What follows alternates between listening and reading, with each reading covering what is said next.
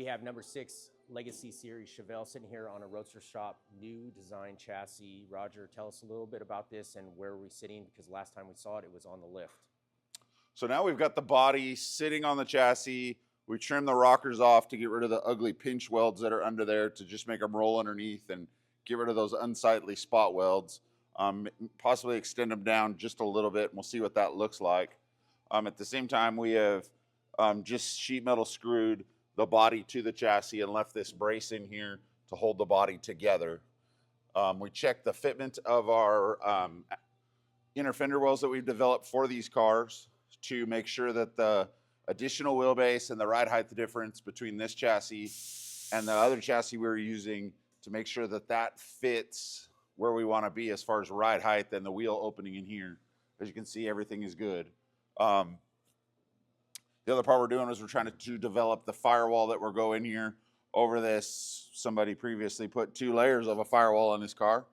So we're going to make a flat sheet that would replace both of those, flange underneath to here like the stock one. And we made the brake master cylinder holes Cleco in and out. So we can locate it in this flat plane, but we can remove that to know where ground zero is for the firewall that we would put in here. This car will be a manual transmission car with Don Hardy 427 LT4 with a hair-up supercharger. It's all orange. It's in the crate. Showed up a couple days ago, and that will go in here with a Bowler 6-speed with the Holley Terminator Max ECU with traction control. So we're going to develop this car with traction control, and then just kind of refine the rest of the process of getting this car to together, of just some of the other changes. All of our interior panels should transfer right over that we've developed for the previous cars and now for production. And so we'll be selling some of those on our website in the next coming weeks. So our last big video for this was introducing this new series chassis that you've come up with Roadstershop. And you know, we've had some people asking, like, is this going to be a new thing from Roadstershop, an option and what have you? Can you just touch on that? We'll probably touch on it a number of times through the process of this build, but what is the deal with this chassis? Is it regularly offered to the public, or is this for Ironworks? Talk to us. No, this is a production chassis that I developed with the guys at the Roadster shop to speed up our process, make the product better. And we're only able to do this because of the previous 5 cars that we've done, is that we were able to land where we wanted everything to be in the other cars, like the seat brackets and the flooring and the fuel tank and things like that, of where they would go, where the transmission tunnels are in the old cars, where they are in this car, and putting our center consoles on these tunnels, because our consoles come to us in carbon fiber, fit to the floor, so we don't have to trim them, we don't have to do any of those things to make all that stuff work. And so in the process of scanning everything from the old cars, integrating that into the new chassis, making some adjustments to where these seat brackets, the height is kind of set, but the positioning, there's just more room in the cars now. If we had someone who was a super tall guy, like a basketball player or something, we can move the seats back even a little bit further now, and we can make them a little bit lower if you wanted to put a really big guy in one of these cars.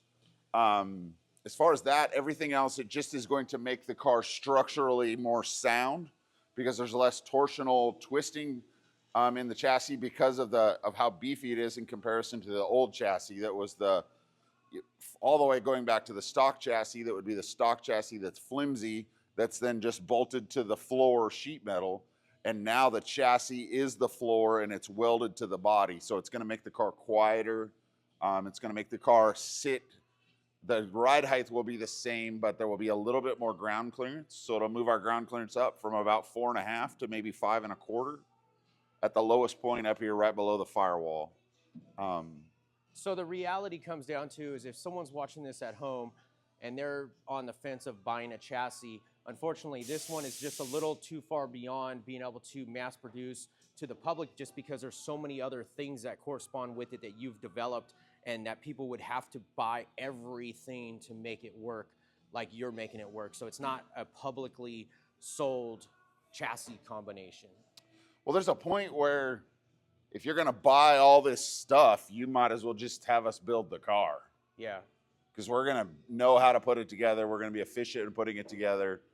These cars are really built to be the best parts you can have for the cars, and just have that stuff done from the get-go. Yeah, but even if someone wanted to pound you and try to buy this chassis, there's just so many other things that you just can't replicate and sell to them to make it work. It has to come here to have it put together and built. I mean, it doesn't have to. I mean, we will sell the chassis if guys understand what they're getting into, but you've committed yourself to the seats we're using. You've committed yourself to the firewall we're using. You've committed to yourself to installing it the way we would install it. You're committed to the wheel tubs that we've developed. It's a pricey venture to get all that there. You're not just going to pick and choose the things you want. You're not just going to call and go, hey, I want a Chevelle chassis with a solid axle that's going to run a TKX transmission or a Muncie, or, you know, and I want all the same stuff. No, you're either running it this way or no way. Yeah, and there's no just instructions developed to even do it either. It's a commitment. It is. If you need instructions, you probably shouldn't buy it. Right. Yeah, so it's not that we're not trying to help people out. It just comes down to there's just a lot of just domino effects that just, this is not developed to be a mass production sold product to someone trying to build a car in-house in their garage. Yeah, this is not an option that Roadstershop is offering now. I've heard that quite a few times. This is something that we spent a lot of time developing to get everything exactly where we wanted it, to make the chassis producible and to save us time in-house to build the cars. Yeah. So, you know, and there's plenty other chassis options out there without the floors and everything else. I mean, it's just one of those things. It's just not built for that reason. But this is number 6. It's kicking off on a right direction. It's looking good. It sounds like we're going to have a nice engine and trans combo with it.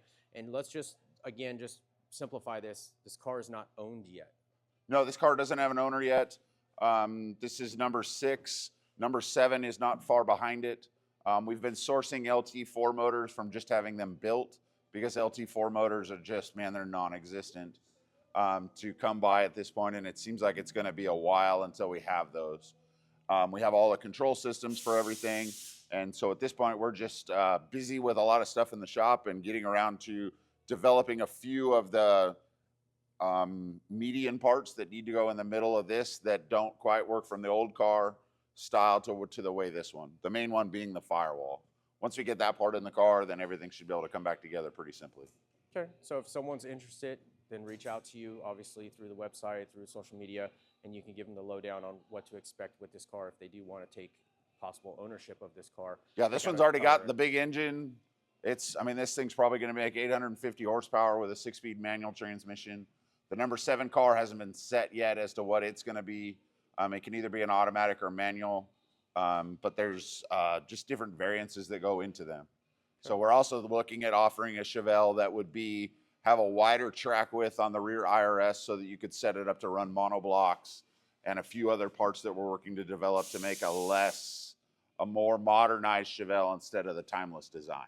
Okay. And if anyone's interested in these fenders, we do have another video that should be landing on our YouTube prior to this video going up on YouTube that is going to better explain these inner fender wells, because they are sold on the website in either carbon fiber or in fiberglass.